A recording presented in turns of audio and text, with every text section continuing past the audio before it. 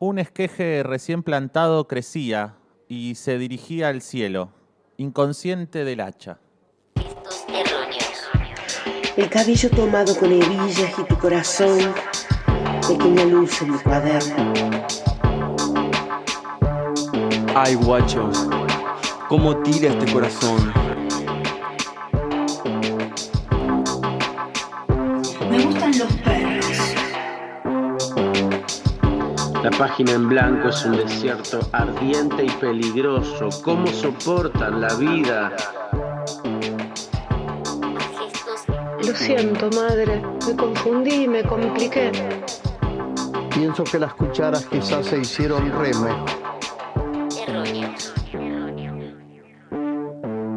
Gestos erróneos.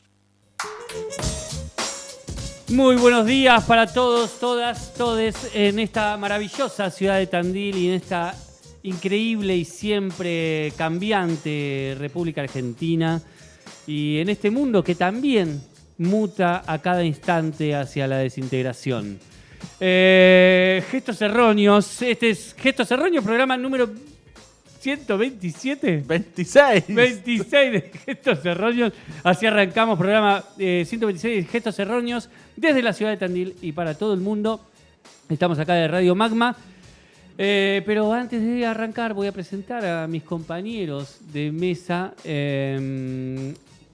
Por un lado tenemos ahí a quien acaba de hacer un gesto invernal, por decirlo de alguna manera. Y quien se encarga de sostener sonoramente este programa, su estructura, su alma también, podríamos decir, todo ese alma que ustedes escuchan continuamente, la realiza el señor Gabriel César. ¿Cómo estás, Gaby? Bien, acaba de hacer su gesto poético silencioso de siempre, de todas las tardecitas en esta radio. Y adelante mío, tocándose el labio inferior, y ahora riéndose, el señor Darío Palito Ledesma. ¿Cómo está, Palito? Bien, Dipa, muy bien. Contento de estar nuevamente acá en Gestos Erróneos, quien acaba de hacer la presentación y no pudo retener durante 2 minutos qué número de programa era el de hoy. El El Burnout. querido Facundo Di Paola. ¿Vos cómo estás? ¿Bien? Bien, muy bien, muy bien. Muy contento, estoy exultante y contento a pesar de que el mundo muta hacia la desintegración. Estamos en ese cambio importante mundial, pero estamos. Bueno, esperemos que no se desintegre. Voy a... Yo no, Ya no hay esperanza. Ya no sé si espero eso.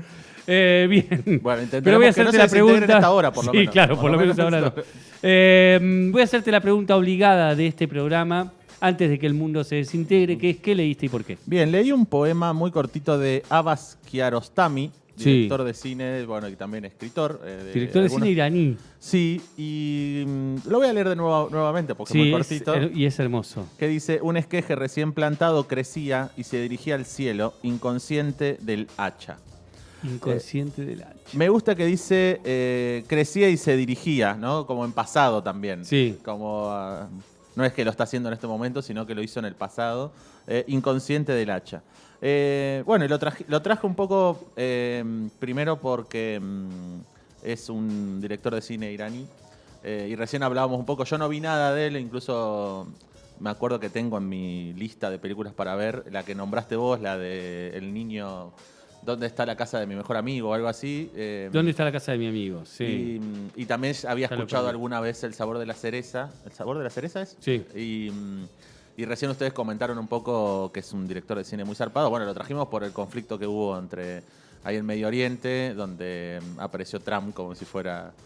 A retarlos. A retarlos, sí. Como A retar a Israel también, Sí. retó un poquito a Israel, siendo que es su gran aliado. Incluso en una charla que vi hoy, que creo que fue ayer, que frente a las cámaras frente al periodismo, dijo, bueno, que Israel e Irán, que se estaban peleando como 2 niños en el jardín. Mirá. Como loco, ¿cómo como 2 niños en el jardín? Sí, uno seguro que es Israel, tiene bombas atómicas. De Irán se sospecha, no se sabe, porque dice que enriquece uranio, pero no se sabe si es para generar armamento atómico o no. Pero Israel tiene bombas atómicas, así que no son dos niños. Los niños no se pelean de esa manera, muchachos. Claramente. Y los niños tampoco cometen actos genocidas invasores como hace Israel con Gaza, lo tengo que decir. Y con Palestina. Claro, Gaza con Palestina. Nada, los traje por eso. Me parece un poema. Vi muchos y todos son muy cortitos así. Y bueno, también como para recomendar sus películas también, ¿no? Ustedes han recién comentado un poco algunas para ver. Pero bueno, yo no lo vi, no sé qué te ha pasado vos con su cine. A mí me encanta. Yo la última que vi, El sabor de cereza, la vi hace muchos años y no la recuerdo. La vi incluso poco después de su estreno, digamos, o sea, pocos años después de su estreno, 2001, 2002, ponele. ¿Dónde está la casa de mi amigo? La vi hace relativamente poco, 3 años, y tengo como un recuerdo muy lindo de esa película, muy lindo, que es un nene que va a buscar, que le quiere entregar un cuaderno a su amigo, porque si no lo van a dejar afuera de la escuela, y hace todo ese recorrido para devolverle el cuaderno a su amigo para que pueda hacer la tarea, porque sin querer se lo llevó él. La otra vez escuchaba a Silvia Bleichmar, que es una psicoanalista y pensadora de la niñez y de la educación en la Argentina, y ella decía que si un niño está preocupado por lo que le va a pasar a otro niño, dice, ahí tengo un sujeto ético.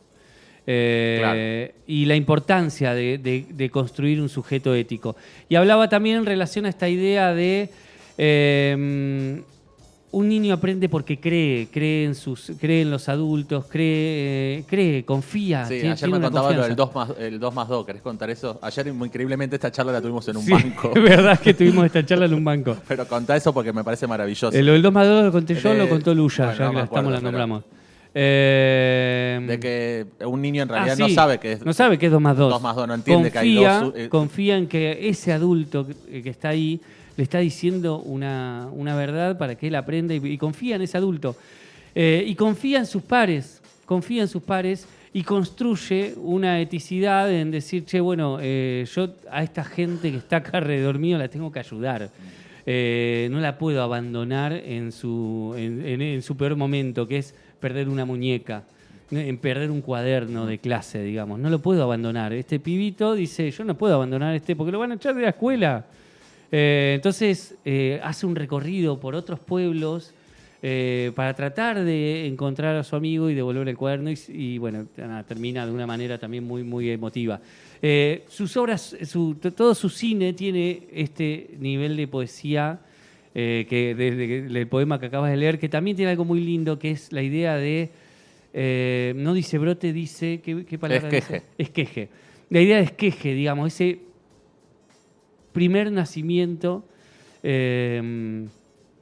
ese momento donde algo está empezando a nacer y que hay una esperanza, y ninguno es inconsciente. Todos caminamos la vida con esperanzas, pero todos sabemos que el hacha está acechando todo el tiempo, digamos. Llamémosla muerte o llamémosla guerra para los países de Medio Oriente, digamos. Y crecer en Medio Oriente debe ser un poco sentir la presión constante de la posibilidad de la muerte alrededor, digamos. Estar en el pueblo palestino, estar entre los pueblos bombardeados como Irán también, digo, ninguno de los... Sí. Digo, Israel amenaza todo el tiempo a los pueblos de Medio Oriente. Israel es una amenaza para los pueblos de Medio Oriente porque supuestamente se siente amenazado por los otros pueblos, entonces en pos de esa posibilidad de amenaza ataca. Es lo mismo que yo me sienta, ayer lo pensaba justo de esta manera, digamos. Imagínense si nosotros, que muchas veces nos sentimos amenazados, estaríamos masacrando al otro porque nos sentimos amenazados, digamos. Todo el tiempo el ser humano se siente amenazado por un montón de situaciones, desde alguien manejando en un auto de mala manera o lo que sea, todo el tiempo nos sentimos amenazados y sin embargo no resulta de eso una agresión. Ahí tenemos de vuelta un sujeto ético. Perdón, me hablé un montón. No, está bien. Recién vos decías, y lo traigo también de Medio Oriente para acá, para la Argentina, vos recién decías esto de que el niño se vuelve un sujeto ético y entiende que no tiene que abandonar a quien está sufriendo al lado, y me hace acordar mucho a que mañana es un nuevo aniversario de la masacre de Avellaneda, donde Maximiliano Costecchi es... asesinado por la policía. Sí, lo atacan con balas de plomo y queda tendido en el medio del hall de la estación que ahora se llama Darío y Maxi. Y Darío pasa y lo ve y se queda a acompañarlo, ¿no? Como no puedo abandonarlo, no me puedo quedar acá. Y ahí cuando se queda a acompañarlo, entra la policía y terminan también asesinando a Darío. Y ahí, ¿no? Lo ético, la solidaridad de quedarme a acompañar a alguien que está mal. Y al menos si no se va a salvar, que no esté solo en el momento de su muerte, ¿no? Finalmente los asesinan a los dos. Mañana es un nuevo aniversario de esa masacre. Y pensaba en eso también, ¿no? El esqueje que crece sin saber o sin pensar tanto en el hacha. Creyeron que iban a cortar ahí quizás esos policías, ese poder político de ese momento, iban a cortar algo, que era esas revueltas que habían nacido en diciembre del 2001 y que continuaban durante el 2002, y terminaron convirtiéndolos más en una semilla, ¿no? Que se siguió multiplicando. Hoy se está haciendo la vigilia en frente a la estación Darío y Maxi. Mañana se va a cortar nuevamente el puente Pueyrredón. Aunque Patricia Bullrich no quiera, se va a hacer nuevamente ese corte y se va a recordar a Darío y Maxi.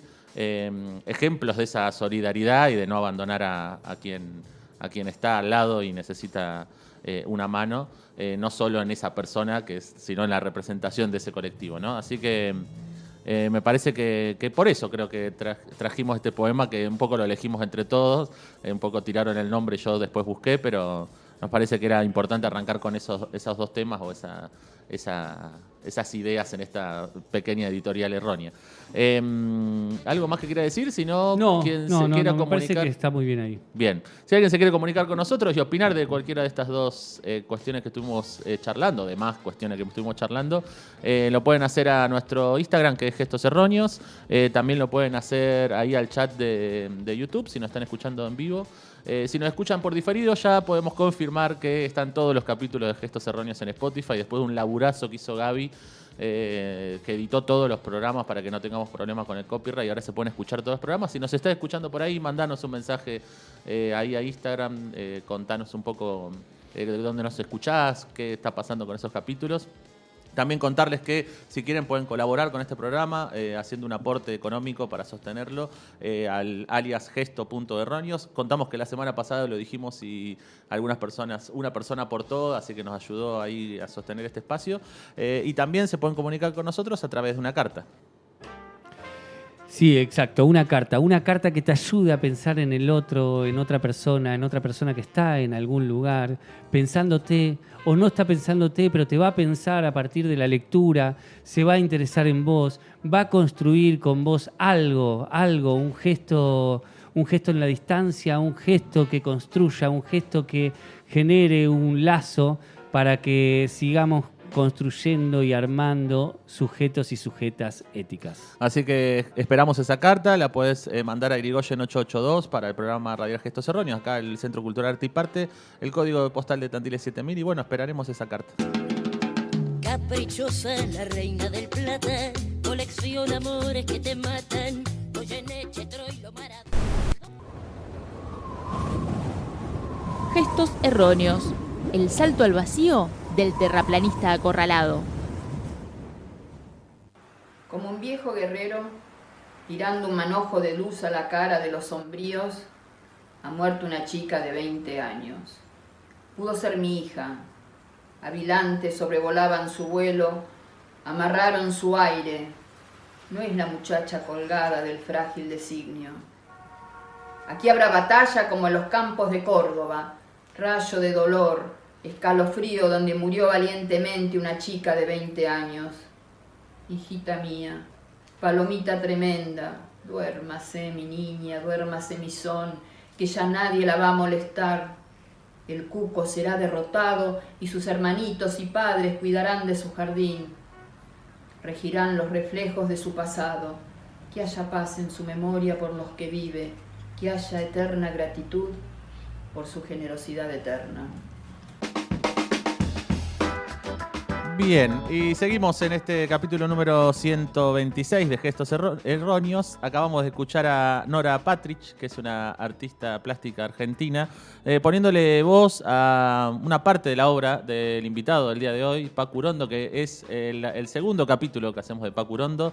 Así que si estás escuchando este y no escuchaste el anterior, el capítulo 31 de Gestos Erróneos está dedicado a Pacu Urondo hace muchísimo tiempo. Hace 100 atrás. Hace como 100 capítulos atrás, hace mucho tiempo, varios años atrás, otros erróneos también, o sea, éramos los mismos, pero éramos otros.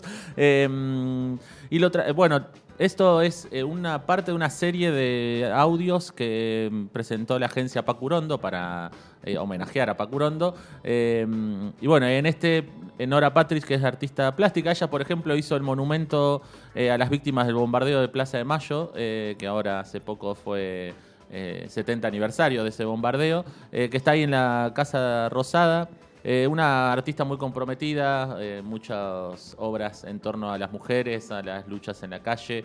Ha hecho libros de fotografías sobre mujeres peronistas. Así que nada, está bueno escuchar a ella poniéndole voz a una parte de la obra de Pacu Urondo. Y lo último que quiero decir es que hay un pequeño documental que se llama Testimonio de Vida, que es sobre Nora Patrich, si alguien quiere conocer un poco más de su obra. Pero bueno, con esto queríamos entrar un poquito a hablar de Pacu Urondo. ¿Qué podemos decir de Pacu Urondo? Bueno, para quien no lo conoce,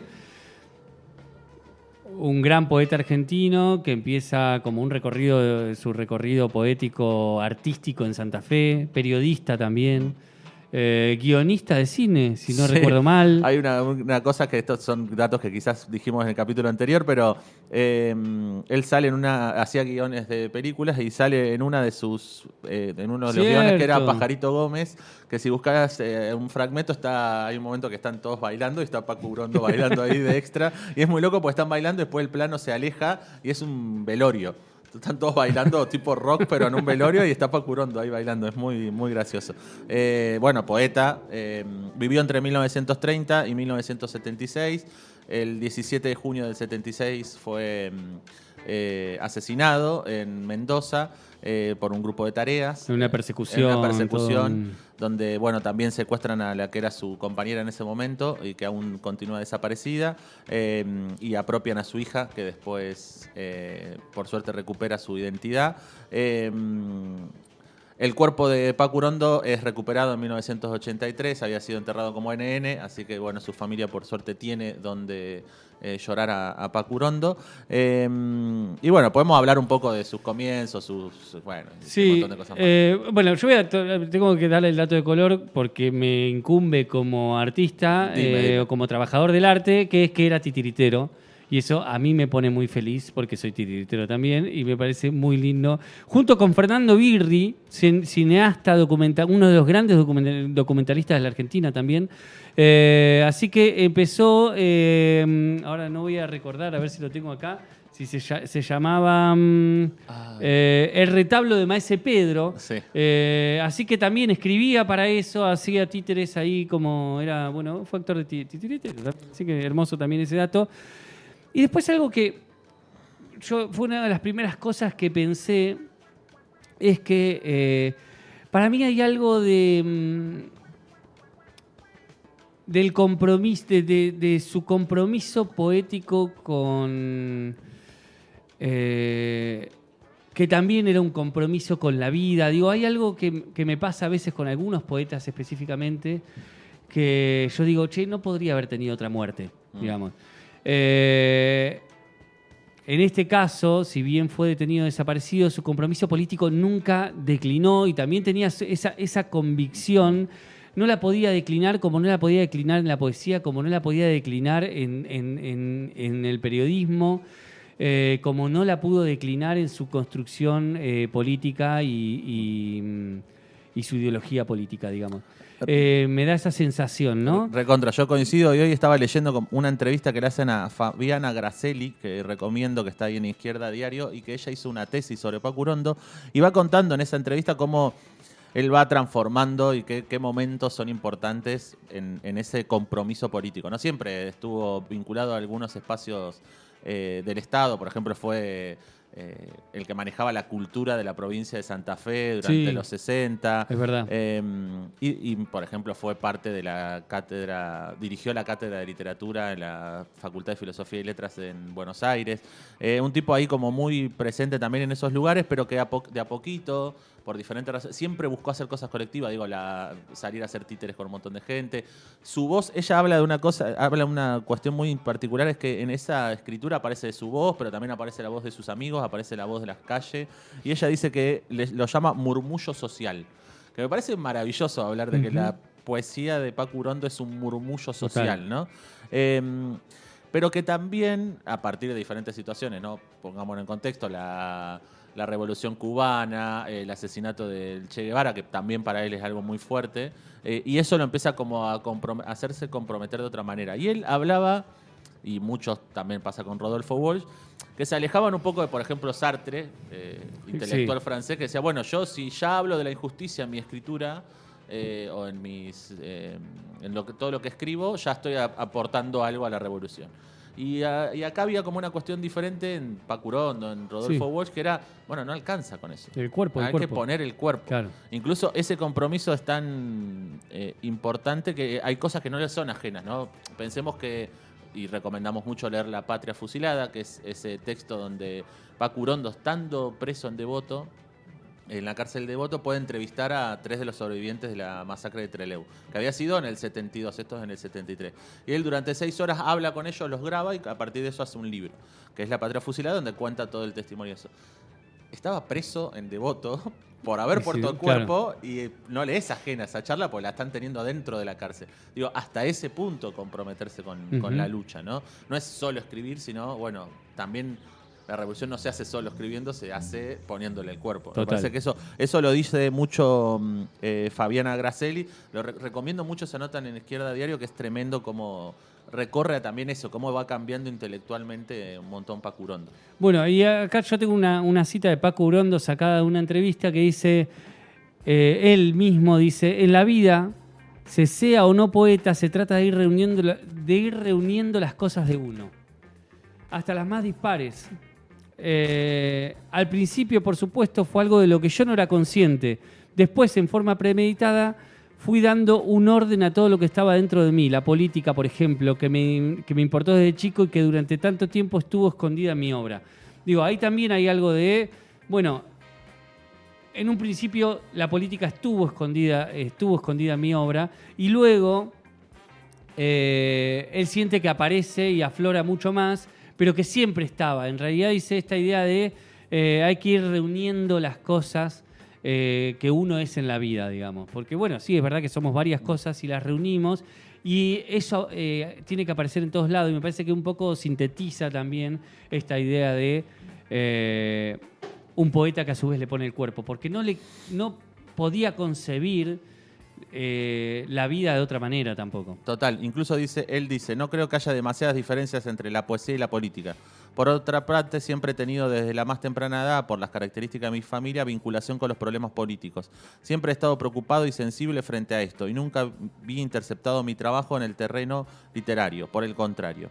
Y después dice Osvaldo Aguirre, que es un autor de un libro sobre Paco Urondo, dice que en 1930, por esa época en Santa Fe, dice, Paco Urondo encuentra una forma que es política y no militante, porque no hace propaganda ni es anecdótica y no surge de las convicciones sino de la incertidumbre. Nadie sabe, dice, lo que es realmente una palabra en acción.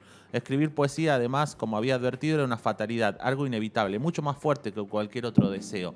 Me parece tremendo esto, hablar de que la poesía que escribía Paco Urondo era política y no militante, ¿no? Que surge de las convicciones, no de las convicciones, sino de la incertidumbre. Y hoy también escuchaba que él nunca se vinculó, por ejemplo, con el Grupo Sur, que era como el momento, era como la parte central de la poesía o de la literatura argentina, ¿no?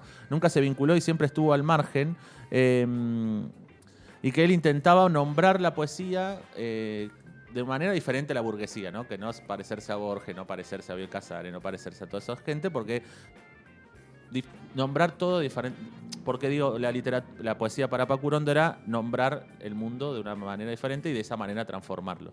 Pero eso no lo decía como una manera soberbia, como bueno, yo la tengo clara y ustedes no, sino que se estaba haciendo preguntas. Era como, bueno, ¿cómo hago para transformar el mundo? Claro. ¿Qué hago con esto?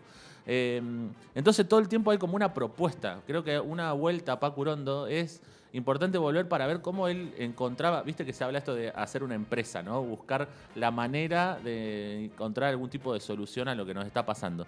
Bueno, él intentó y ensayó respuestas a eso, ¿no? Bueno, escribir poesía de esta manera, comprometerme de cierta manera, hacer tal cosa, poner el cuerpo de esta manera, que mi escritura periodística sea de tal manera. Bueno, hay ahí una búsqueda de saber una respuesta a esa transformación del mundo. Bueno, capaz que tenemos que volver a Paco a ver cómo lo hizo y qué podemos agarrar de eso para este contexto, para este momento. Total, y volviendo, digo, también un poco a esto que decís y un poco también a la editorial, donde hablábamos de este trabajo con el otro, con los otros. En una entrevista también, a él le preguntan si continuó escribiendo poesía en la cárcel, ¿no? Y dice algo que para mí fue súper interesante en relación a esto. Dice muchísimo, escribía permanentemente, no solo yo, casi todos mis compañeros, algunos de los cuales nunca habían incursionado, por ejemplo, en el campo de la literatura. El chabón reunía gente para ponerlos a escribir y a trabajar. Digo, ahí también hay una construcción alrededor. Primero del otro y también a incursionar en ese saber que tenía la gente que jamás le había pintado escribir o lo que sea, digamos. Recuerdo un poema escrito por un compañero que llevaba 8 años preso, de una claridad y riqueza imposible de olvidar. Por otra parte, creo que en literatura lo mejor lo han hecho compañeros combatientes mediante la utilización de un lenguaje lleno de vivencias y justezas, cargado de una sustancialidad y solvencia muy difícil de conseguir. Algunos de estos escritos reflejan la real expresión del hombre nuevo, el mismo que va a ser forjado por la patria socialista, ¿no? Tremendo. Total, ¿viste? Me parece que también hay esto que vos decís de ese descubrimiento, de ese no encasillarse, sino estar en un continuo avance hacia lo nuevo. Sí. Acá también aparece la idea del hombre nuevo, pero también hay avance hacia lo nuevo en la literatura. Es decir, esta gente que nunca escribió, escribe lo nuevo, ¿no? Sí. En esa serie de homenajes que hizo la agencia Paco Urondo, para Paco Urondo, es siempre muy repetitivo, pero es así, también lee un pequeño poema el actor Norman Brisky.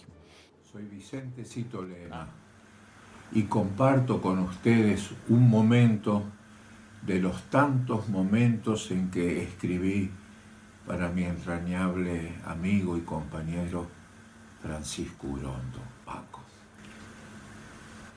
¿Cómo escribirás, Francisco Urondo, en la noche sin resquicios? ¿Necesitas una luz de amor? ¿Cómo escribirás en la noche sin finuras? ¿Necesitas una luz de belleza? ¿Cómo escribirás en la noche sin término? ¿Necesitas una luz de esperanza? ¿Cómo escribirás en la noche callada? ¿Necesitas una luz de alegría? ¿Cómo escribirás en la noche vacía? ¿Necesitas una luz humana?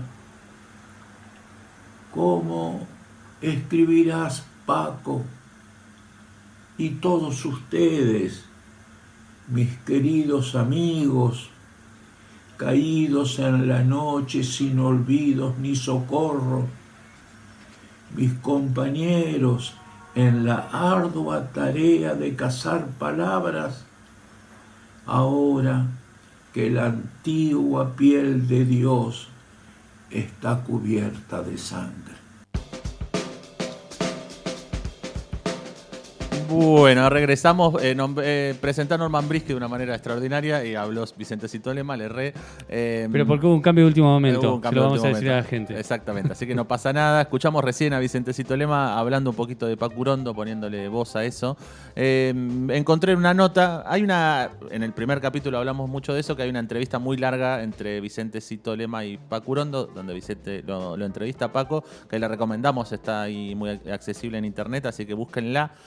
Vicente Cito Lema dice sobre Paco, un hombre muy vital. Se había iniciado en la política desde muy joven y, si no me equivoco, tenía alrededor de 30 años cuando tuvo un cargo. Ahí cuando hablamos que fue ministro de Cultura de Santa Fe. Y dice, ya desde joven fue un militante político. No es alguien que por un momento de euforia, pasión o bronca por la muerte de algún amigo o familiar se lanza a la lucha. Por supuesto que cada uno crece en su conciencia de mil formas posibles. Pero en el caso de Paco fue un crecimiento ordenado, paso a paso, podríamos decir. Por eso tan fuerte. Insisto, era un muchacho cuando empieza su militancia política y su formación intelectual. Vale recordar y decir que las generaciones nuevas, que Paco amaba la vida en plenitud. Mirá, lo que hablabas un poquito vos recién hace un ratito, ¿no? La importancia de la vida. Incluso hay un poema donde él dice, me voy a la vida, ¿no? Como que eso era lo importante. Le gustaba la amistad, la practicaba, le gustaba el arte, era un gran poeta, le gustaba el teatro, ha escrito textos muy especiales, siempre con esa marca propia que sabía dar. Bueno, después cuento un poquito cómo también Paco Urondo estuvo muy influenciado por Juan L. Ortiz, al punto de que convencía a la gente que lo vayan a conocer y a visitar. Y así fue como Vicente Cito Lema fue y visitó a Juan L. Ortiz y lo conoció. Pero bueno, una de las grandes influencias de Paco Urondo es Juan L. Ortiz, ¿no? Sí, te puedo decir acá también Paco Urondo en una entrevista dice, mis mejores amigos de aquella época fueron aquellos que como yo navegábamos en la literatura. El mayor de todos ellos, por edad y talento quizás, haya sido Juan L. Ortiz, un hombre que me enseñó mucho. Seguramente el mejor poeta argentino vivo en ese momento, ¿no? De otros amigos también me acuerdo muy bien.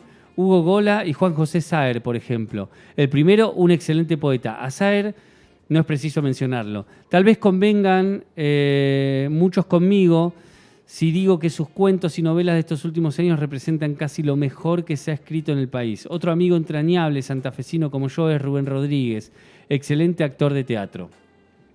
Bueno, después cuenta que en Santa Fe vivió hasta el año 46 ininterrumpidamente, cuenta también lo que fue ministro de Cultura, y también que leyó Marx. ¿Querés que te diga eso? Dale. Y después cómo une a Marx con el peronismo. A ver.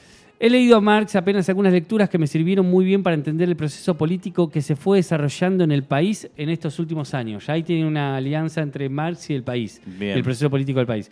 Después, como hecho significante para mi experiencia y formación, debo mencionar los cursos sobre marxismo que seguí con León Rosisner no hace demasiado tiempo atrás. El conocimiento de esa herramienta me alumbró en todo este proceso popular. Me ayudó a entender profundamente el peronismo. Quizás Marx haya sido quien mejor vio y expresó puntos de vista muy exactos sobre el sentido revolucionario de los pueblos. Y ahí me parece que no pensé que seguía acá y no lo voy a tener que buscar porque lo debo tener más adelante. Él tiene como una idea de que el marxismo, digamos, el marxismo sirve para hacer una lectura del peronismo. Claro. Digamos, no es que hay que descartarlo y listo. Claro, descartarlo, o ser trotskista, o ser marxista, o ser esto, y el peronismo es un enemigo de eso, sino que el marxismo permite hacer una lectura contemporánea del peronismo y de ahí el peronismo transformarlo en revolucionario, digamos. Mirá. Súper interesante, sí, también, me parece que es una lectura súper linda. Che, y hoy estuve viendo, porque hay una entrevista que anda circulando ahí por Página 12, donde Paco Urondo entrevista a Quino, en los años 60. Quino con Mafalda ahí a pleno. Y yo la leí porque era como, bueno, a ver qué le preguntaba a Quino, pero la traje por cómo le pregunta a Quino, digamos. Y también para que entendamos el contexto y cómo se hacía periodismo, quizás, o cómo hacía periodismo Paco Urondo. La entrevista empieza diciendo, el fragmento que traje, donde Quino dice que no tengo hijos ni los pienso tener. No quiero porque soy un amargueta. Veo las noticias estas de ahora, lo que dice Nutan de la guerra de Vietnam, que es el comienzo de la Tercera Guerra Mundial, dice. Y ya con eso no quiero. Aparte, no sé, no creo que valga mucho la pena vivir. Ya que uno no se va a pegar un tiro, pero traer tipos así y meterlos en este bodrio. Y Paco Urondo le pregunta, ¿y su mujer qué opina? Opina más o menos lo mismo. Es más, a mí me interesan los chicos, pero ella ni siquiera le da bolilla. Y él le pregunta, ¿no le parece un poco romántica su posición? ¿Romántica? A mí no me parece. La parte romántica sería el miedo a no saber cómo educarlos, si uno los va a educar bien. Pensar que uno se va a morir y quién sabe qué va a ser de su hijo. Y él le pregunta, ¿una nueva versión de la timidez o el miedo? Sí, en el fondo es miedo, dice Quino. Una timidez muy agrandada. Además, nos cambiaría la vida completamente y no tengo ningún interés. ¿Es un problema de comodidad? Me pregunta Paco. Claro, imagínese, yo trabajo en casa. Si tuviéramos un chico, ella no podría irse a trabajar todo el día o yo tendría que atenderlo. No podría pensar una sola idea. Y Paco le pregunta, ¿no es un planteo burgués convencional el que hace? Más concretamente, ¿no hay una contradicción entre esto y la no convencionalidad que expresan sus dibujos? Me gusta, Picantísima la pregunta. Sí. O sea, como, che, ¿no hay una contradicción si vos estás todo el tiempo mostrando otra cosa en tus historietas? No, me parece que no, porque para resolver el problema tendría que caer en un esquema más burgués. Tomar a una niñera, por ejemplo, y llamarla con una campanita. Fulanita, ¿dónde está el nene? Bien la respuesta, no esquiva la respuesta, No. Y Paco le pregunta, ¿ustedes no tienen ninguna persona que los ayude en sus tareas domésticas? Tenemos por horas, le dice Quino. ¿La llaman con una campanita? Le pregunta Paco. Re picante. Y ahí Paco le dice, quiero significar, si no es un pretexto para no tener hijos, eso de la niñera. Tener a una mujer por horas es lo mismo que tener una niñera. Sí, podríamos tener una niñera. ¿Usted quiere convencerme? Le pregunta Quino. No quiero convencerlo. Quiero saber si hay una contradicción o no. ¿Le gustan los chicos? ¿Sus personajes son niños y por el otro no quiere tenerlos? Bueno, otra causa es que yo pienso que los chicos joroban el matrimonio en cuanto a los problemas de celos que se crean y yo al menos soy un tipo muy celoso. Bueno, ahí sigue charlando. Bien lindo. Y termina esa parte de la entrevista termina como Paco diciéndole... Bueno, al final usted tiene una esposa, pero quiere una madre, ¿no? O una cosa así. Pero me gusta mucho cómo lo picante de la entrevista y cómo lo trata de enfrentar a la contradicción constante, ¿no? Como, sí. Pero esto es contradictorio. Y cómo usa burgués, ¿no? Después incluso tiene una charla sobre el fútbol y Quino le dice algo como que no le gusta todo eso, ese espectáculo como muy sacado, ¿viste? De la gente que... Como que el fútbol sí, pero la gente en la tribuna no. Y le pregunta, ¿no es medio aristocrático lo que le estás diciendo? Así que nada, me parecía tremendo este cruce entre Paco Urondo y Quino, total. Y que sea tan picante la charla. Total. O por lo menos suena así. No sé si la escucháramos, capaz que están riéndose un poco más, pero me pareció muy interesante ese momento. Yo por último te voy a decir una solita cosa en relación a esta idea de socialismo, peronismo, militancia y intelectualidad y poesía. Dale. Todo eso junto en 2 líneas. Dale, a ver. Le preguntan si él prefiere no ser tildado de intelectual. Y dice, más bien, mi trabajo de estos últimos años se concentró en la creación con la palabra, desde mi oficio de poeta. Nunca desarrollé intelectualmente una tarea continua y sistemática que abarcara todos los terrenos de la propuesta teórica y práctica. Por eso mal puedo ser llamado intelectual. Entonces le dicen, y bueno, ¿y qué modelos de intelectual encuentra usted propicios, no? Y dice precisamente 2, Lenin y el Che Guevara. Vos habías dicho algo del Che Guevara. En su momento dice Lenin y el Che Guevara. Ambos conforman dos ejemplos de absoluta coherencia entre lo que proponían y lo que concretaban en sus acciones. Y ahí también hay algo muy interesante que para mí Paco Urondo también entra en esa lógica de propuesta poética o propuesta de escritura en general, porque podemos decir propuesta periodística, en esta entrevista también hay una propuesta periodística militante de alguna manera, diciendo, che, bueno, eso es burgués, eso es aristocrático, eso es correrlo por esos lugares, ¿no? En toda su propuesta hay algo de construir en la escritura lo mismo que también va a desarrollar con su cuerpo en la acción, como dijimos antes, ¿no? Y sus 2 ejemplos eran Lenin y el Che Guevara, ¿no? Exactamente, genial. Bueno, nos vamos a ir yendo. Ahora sí, cuando termine este bloque, vamos a escuchar a Norman Brisky poniéndole voz a un poema de Paco Urondo.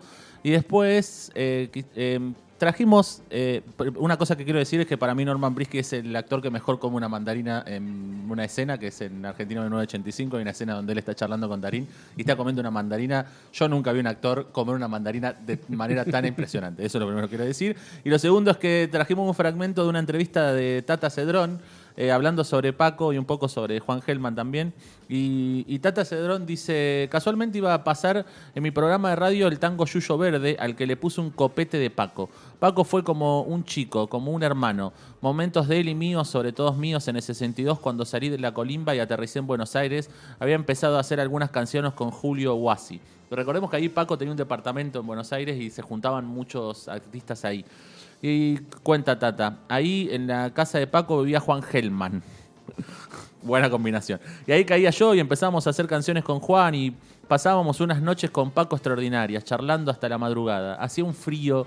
Paco tenía un baúl como los de los piratas y me daba un sobre todo. Tengo una foto muy linda en la Galería Falvo con un traje que era de él. Éramos muy queridos como hermanos, pero no porque era poeta o no era poeta. Éramos amigos de barra con Juan Gelman, con Emilio Alfaro, Marilina Ross, Cristina Vanegas y los chicos. Me acuerdo cuando hicimos un vals con Gelman. Él hizo el poema en lo de Paco. Juan iba haciendo la letra y en un momento dice, cantaron los gorriones. Y Paco le dice, pero no cantan los gorriones. Precisamente, ese día cantaron los gorriones. Hermoso. Pocos amigos y los que hay suelen estar lejos y me ha quedado un regusto que tengo al alcance de la mano como un arma de fuego. La usaré para nobles empresas. Derrotar al enemigo. Salud y suerte, hablar humildemente de estas posibilidades amenazantes. Espero que el rencor no intercepte el perdón, el aire lejano de los afectos que preciso, que el rigor no se convierta en el vidrio de los muertos. Tengo curiosidad por saber qué cosas dirán de mí después de mi muerte. ¿Cuáles serán tus versiones del amor, de estas afinidades tan desencontradas? Porque mis amigos suelen ser como las señales de mi vida, una suerte trágica, dándome todo lo que no está. Prematuramente, con un pie en cada labio de esta grieta que se abre a los pies de mi gloria, saludo a todos, me tapo la nariz y me dejo tragar por el abismo.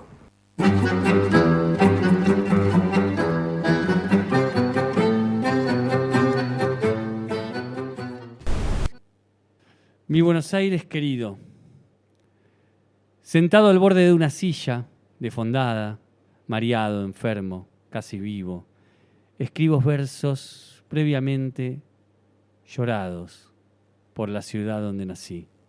Hay que atraparlos. También aquí nacieron hijos dulces míos que entre tanto castigo te endulzan bellamente. Hay que aprender a resistir. Ni a irse ni a quedarse, a resistir. Aunque es seguro que habrá más penas y olvido. Si supiera que aún dentro de mi alma conservo...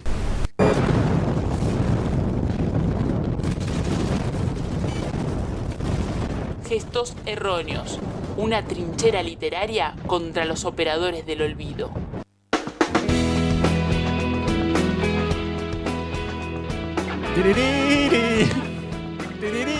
A ver si nos bajan por copyright porque canto, tararé una canción. Llegamos al último bloque de Gestos Erróneos en este capítulo número 126.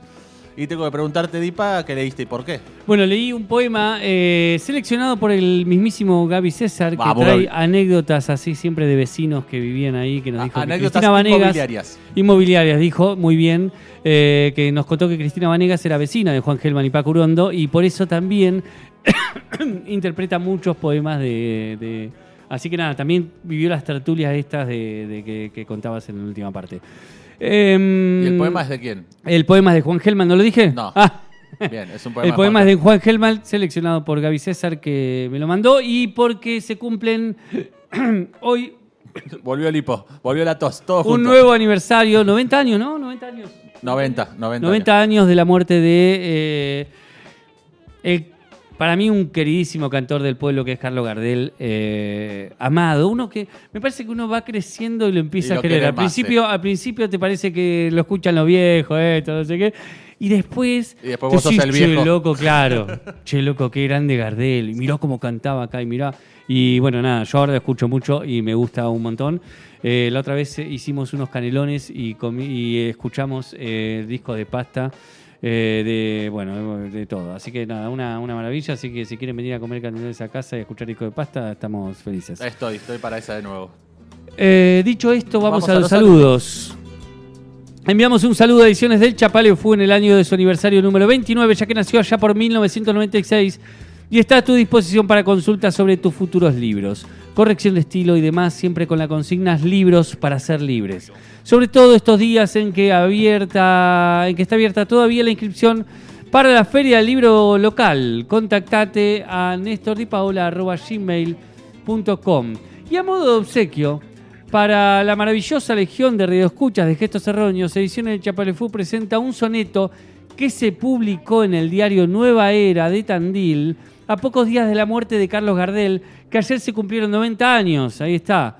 Este poema pertenece al vecino Ildefonso Ibáñez y se lo dedica a la niña Ibis Perla Villar, que luego fue actriz y primera militante política de Tandil en el Partido Comunista. Mirá vos. Y es la mamá de nuestra querida y conocida actriz de Tandil actual, que es Ibis Perla Logarzo, también hija de otro militante comunista. Pero lo vamos a hacer trabajar a Néstor y que él mismo nos diga el soneto, ¿no? Dale. Ya no canta el zorzal en el poblado, su lira yace por el suelo, rota, y la alborada por su ausencia nota la orfandad que al partir nos ha dejado. Con otras alas, su deseo alado cabalgó por los mundos sin derrota, llevando hasta la cima más ignota el canto de su pueblo idolatrado. Pero un día feroz, entre las garras de la parca, apagóse su esplendor y en tanto se apenaban las cigarras y el pueblo se entregaba a su dolor, lloraban de tristeza las guitarras. Había muerto su pájaro cantor.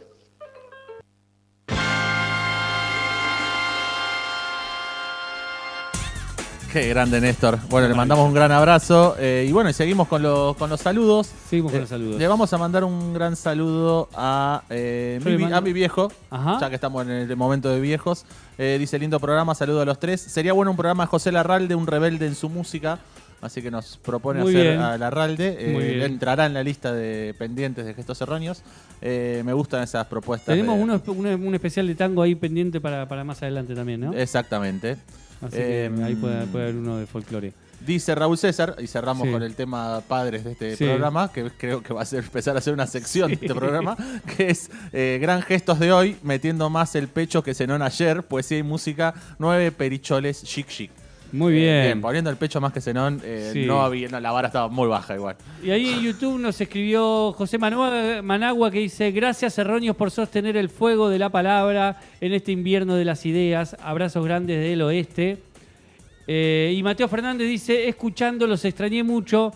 Hoy se cumplen 10 años de la muerte de Joshua. Mirá. Gran dato que nos tira, Tenemos hoy se un capítulo cumple, de Joshua, si alguien lo quiere escuchar, está en Spotify, así que datazo. Muy bien. También le mandamos un gran saludo a Luya, que nos escucha volviendo a Cerro Leones. Con su hija cuando vuelve para allá, siempre nos escucha, así que le mandamos parte de nuestra cooperativa que se llama Mínimo Vital y Móvil. Un abrazo a Dominique, que el programa pasado hizo un aporte, así que si alguien quiere hacer un aporte como Dominique para sostener este programa, lo puede hacer al alias gesto.erróneos, nos ayuda para sostener este espacio, para meterle más ideas y más cosas y más tiempo, así que si quieren aportar, lo pueden hacer ahí. Gestos.erróneos, por favor, aporten. Dale. Lo que sea, aunque sea 1.000 pesos, todo lo que sea ayuda. Sabemos que es fin de mes, pero pueden esperar al principio de mes y lo hacen ahí. Sí, igual fin de mes es por lo menos del siempre. 10 hasta el 20, claro. Y una cosa más, este sábado va a haber una fecha en el Espacio Cultural 990, acá en Irigoyen 990, en Tandil. Va a estar tocando Los Sedientos Surfistas y Proyecto Varsovia. Así que si quieren pasar, va a haber una cantina amiguera. La entrada es de 6.000 pesos. Quizás me subo al escenario en Varsovia. Así que a leer. Acérquense a Muy escucharme leer. Y a escuchar las dos bandas impresionantes que van a tocar. Y dijeron las chicas de 990 que si van y dicen gestos erróneos, tienen un 2x1 en la entrada. Así que ojo con ese dato. Ojo. Eso. ¿Algo más? Sí, ahí Néstor nos acaba de escribir, dice, buenísimo el programa y también la radio porque se escucha perfecto. Perfecto. Porque está también en otro lado, ni siquiera está acá, así que muy bien. Y bueno, esto fue este capítulo 126 de Gestos Erróneos, llevado adelante por el señor Facundo y Paola. Bueno, muchas gracias, los queremos mucho, las queremos mucho. Estamos acá siempre para ustedes y bánquennos. Mi nombre es Darío Ledesma, me dicen Palito, en la operación técnica y selección musical el querido Gabriel César. Y nos vamos de este capítulo número 126 de Gestos Erróneos.